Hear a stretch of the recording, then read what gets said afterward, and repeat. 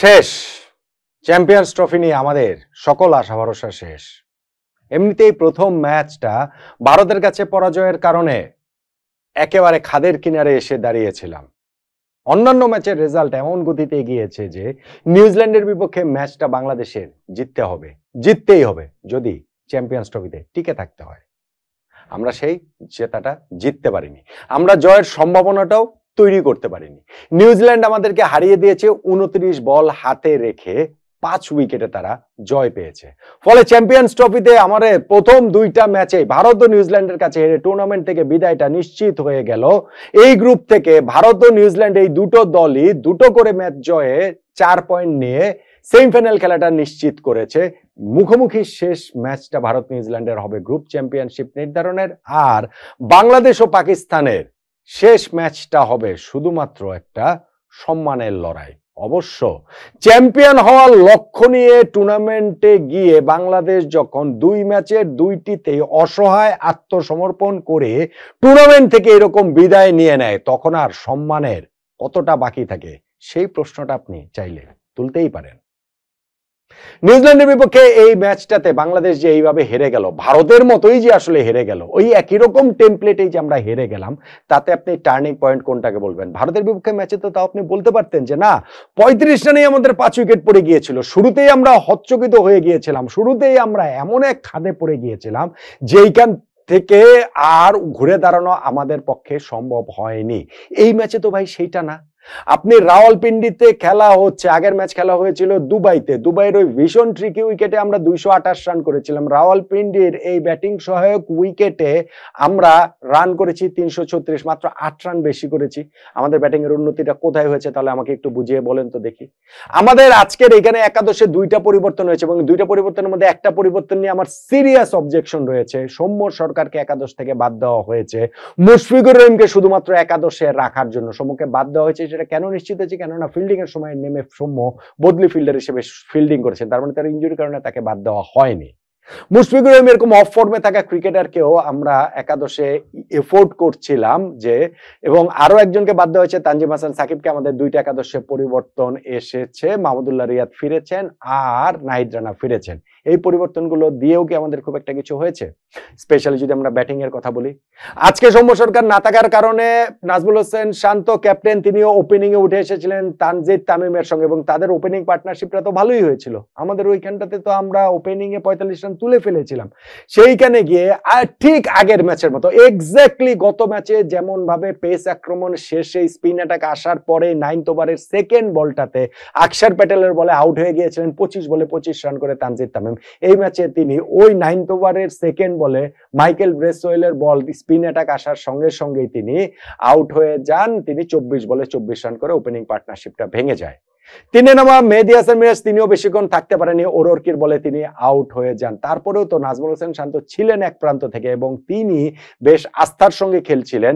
শান্ত one day ক্রিকেটে এরকম ফর্মে রয়েছে, শান্ত যে বিরাট কোনো ফর্মে ফেরত এসেছেন আজকের ম্যাচের মাধ্যমে সেইটা বলার কোনো উপায় নেই। তিনি ওয়ানডে ক্রিকেটে খুব ভালো ফর্মেই আসলে আছেন, সেইটা এই ম্যাচেও প্রতিফলনটা দেখা গিয়েছে। একটা সময় তো বাংলাদেশ একটু বেশ ভালো অবস্থাতে আমরা চলে গিয়েছিলাম, 2 উইকেটে আমরা 97 রানে চলে গিয়েছিলাম, সেইখান থেকে 5 উইকেটে 118 রানে আমরা পরিণত হয়ে যাই। কেন? আমাদের 3টা উইকেট ওই জায়গায় চলে যায়। তাওহিদ হৃদয়, মুশফিকুর রহিম, মাহমুদুল্লাহ রিয়াদ তিনজনই শিকার হয়েছেন মাইকেল ব্রেসওয়েলের অফ স্পিনের। তারা বিগ শট খেলতে গিয়ে নিজেদের উইকেট বিলিয়ে দিয়ে এসেছেন। তাওহিদ হৃদয় আগের ম্যাচে সেঞ্চুরি করেছেন, এই ম্যাচে তো তার আর কিছু না করলেও চলে, দায়িত্ব তো তিনি পালন করেই ফেলেছেন। মুশফিকুর রহিম তো জানেনই সিনিয়র হিসেবে তাকে একাদশ থেকে বাদ দেওয়ার দুঃসাহস কোট আনকোট কেউ করবে না, করতেই পারবে না। সেই কারণে তিনিও ওইখানটাতে হচ্ছে গিয়ে রেসপন্সিবল শট খেলে তার প্রিয় স্লগ সুইপ খেলতে গিয়ে তিনি আউট হয়ে যান। এবং মাহমুদুল্লাহ রিয়াদ তিনি এই ম্যাচে একাদশে ফিরেছেন, একাদশে ফেরার পর তিনিও তো এইখানটাতে খুব বেশি কিছু আসলে করতে পারেননি, তিনিও শুরুতেই আউট হয়ে যান। তিনজনই সিঙ্গেল ডিজিটে আউট হয়ে যান। যেটা বললাম যে 97 2 উইকেটে, সেখান থেকে 5 উইকেটে 117 রানে 18 রানে বাংলাদেশ পরিণত হয়। যে 21 রানে 3টা উইকেট আমরা হারিয়ে ফেলেছি, এখান থেকে কি আমরা রিকভার করতে পেরেছি? হ্যাঁ, তারপরে শান্তর সঙ্গে একটা পার্টনারশিপ হয়েছে আমাদের জাকের আলী অনিকের, সেই পার্টনারশিপ 45 রানে সেই পার্টনারশিপ ব্রেক হয়েছে। নাজমুল হোসেন শান্ত তিনি যখন 77 রান করে 110 বলে, তারপরে তিনি একটা শট খেলতে গিয়ে টপ এজ হয়ে তিনি আউট হয়ে যান। জাকের আলী অনেক এরপরের অংশটুকু টেনেছেন, তিনি ওইখানটাতে কন্ট্রিবিউট করেছেন। রিশাদ হোসেন, সবকিছু মিলিয়ে জাকের আলী তিনি নিজে রান আউট হয়েছেন 45 রান করে, কিন্তু সবকিছু মিলিয়ে 50 ওভার শেষে দেখা গেল আমাদের স্কোর 236, যে স্কোরটা অনায়াসে 270 হতে পারত, 270-80 হলে যেখানে হয়তো আমরা লড়াই করতে পারতাম। এবং শুরুতে যেরকম ভাবে হচ্ছে গিয়ে আমাদের ওপেনিং পার্টনারশিপ যে ভিত্তিটা এনে দিয়েছিল, তাতে করে মিডল অর্ডার ওরকম হুড়মুড়িয়ে ভেঙে না পড়লে তো এমনকি 300 প্লাসও অসম্ভব ছিল না। সেই ক্ষেত্রে বাংলাদেশ এই ম্যাচটাতে লড়াই করতে পারতো, আমরা তো সেটা যেতে পারিনি। ব্যাটিং এর পর অবশ্য বোলিং এ আমাদের যেরকম শুরু হওয়ার কথা, ঠিক সেই রকম একটা আদর্শ স্টার্ট আমরা পেরেছিলাম। প্রথম ওভারটাতেই তাসকিন আহমেদ একটা মেইডেন উইকেট নিয়ে শুরু করলেন।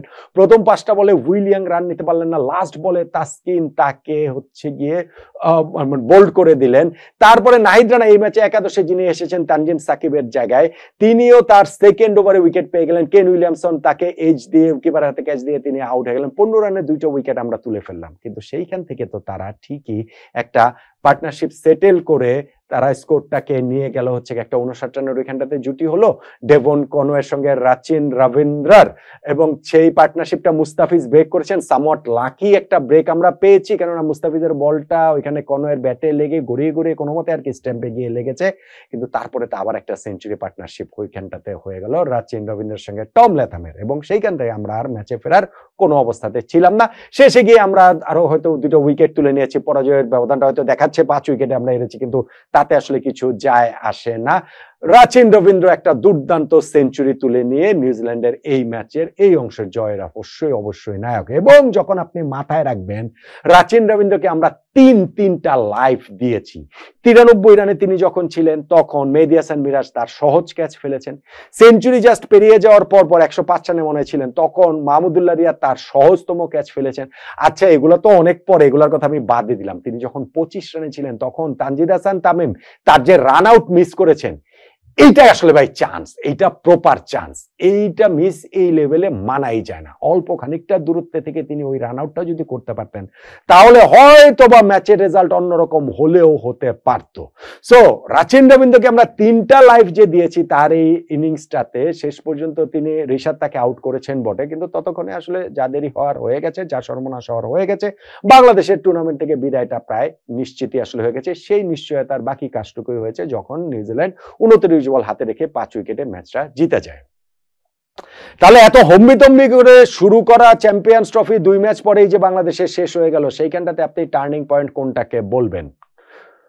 আমার কাছে 2টা ঘটনা খুব ক্লোজ মনে হয়। একটা হচ্ছে গিয়ে তানজিম হাসান সাকিবের যে কি বলে যে তানজিদ হাসান তামিমের, সাকিব তো খেলেনি, তানজিদ হাসান তামিম যে রান আউটটা মিস করেছেন 25 রানে থাকা রাচিন রবীন্দ্রর, এইটা একটা, কারণ ওইটা হইলেও একটা কিছু আমাদের মানে আমরা একটা ওপেনিং তৈরি করলেও করতে পারতাম অবস্থা ওইটা ছিল। আর আরেকটা, আমি মিরাজ বা হচ্ছে গিয়ে মাহমুদুল্লাহ রিয়াদের ক্যাচ মিস খুবই দৃষ্টিগত ছিল, কিন্তু টার্নিং পয়েন্টের হিসাবে আমি ওগুলাকে আনতে চাই না, কারণ ততক্ষণে ম্যাচ আমাদের হাত থেকে অলমোস্ট ফসকে বেরিয়ে গেছে।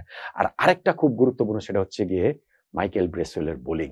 তিনি শুরুতে হচ্ছে গিয়ে ব্রেক থ্রু দিয়েছেন তানজিদ তামিমকে আউট করে, এবং তারপরে ওই যে তিনটা উইকেট তিনি মিডল অর্ডারে তুলে নিয়েছেন তাওহিদ হৃদয়, মুশফিকুর রহিম এবং মাহমুদুল্লাহ রিয়াদের।